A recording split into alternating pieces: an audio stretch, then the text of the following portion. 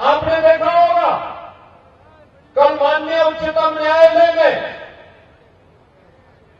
अलीगढ़ विश्वविद्यालय को अल्पसंख्यक विश्वविद्यालय बनाना चाहिए, अल्पसंख्यक संस्था के रूप में स्थापित करना चाहिए,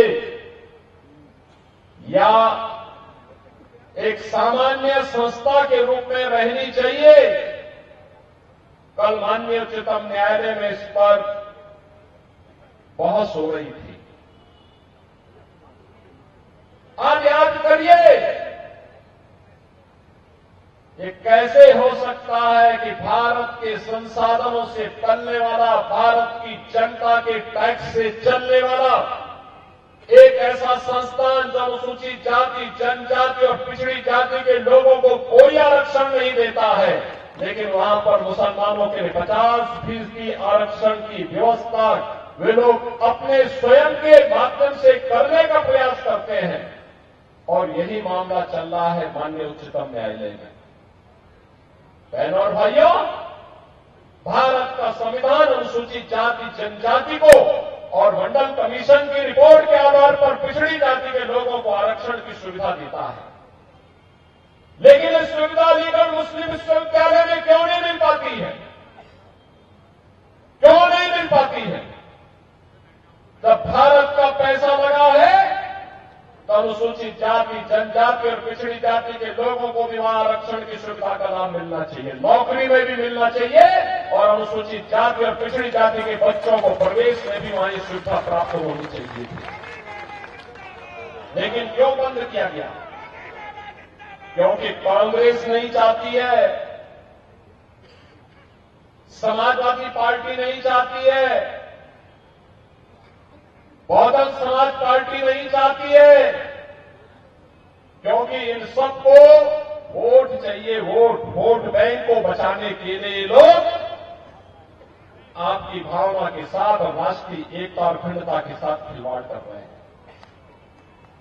ये लोग इसके साथ खिलवाड़ कर रहे हैं, राष्ट्रीय अस्मिता के साथ खिलवाड़ कर रहे हैं।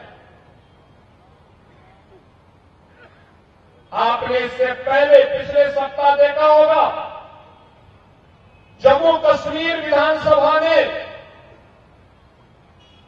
एक प्रस्ताव पारित किया है।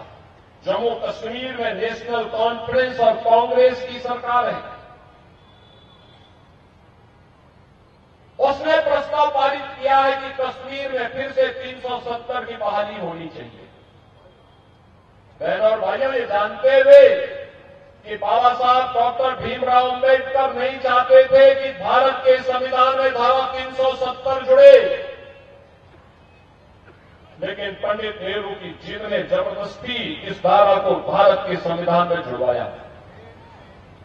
और भारतवासी जानता है कि कश्मीर के अंदर आतंकवाद की जो धारा 370 है, लेकिन उस सब के बावजूद धारा 370 को हटाने का कभी भी प्रयास कांग्रेस के द्वारा नहीं किया गया।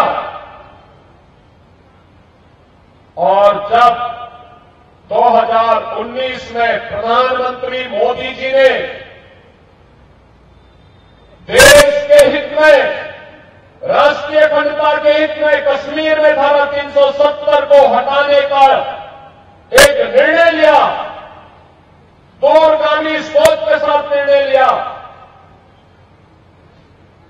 और पिछले 5 वर्षों के अंदर कश्मीर के अंदर विकास और सुरक्षा का एक बेहतरीन माहौल मिला। आज लाखों पर्यटक कश्मीर में आते हैं। तब फिर से उस कश्मीर को आतंकवाद का गढ़ बनाने के लिए इस शरारत प्रारंभ हो चुकी है।